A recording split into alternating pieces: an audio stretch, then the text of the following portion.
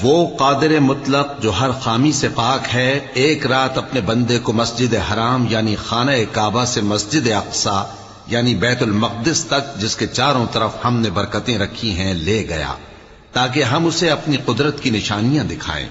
بے شک وہ سننے والا ہے، دیکھنے والا ہے۔ اور ہم نے موسیٰ کو کتاب عنایت کی تھی اور اس کو بنی اسرائیل کے لیے رہنما مقرر کیا تھا کہ میرے سوا کسی کو کارساز نہ ٹھہرانا۔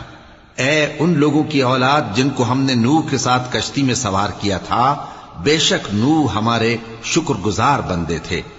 اور ہم نے کتاب میں بنی اسرائیل سے کہہ دیا تھا کہ تم زمین میں 2 دفعہ فساد مچاؤ گے اور بڑی سرکشی کرو گے۔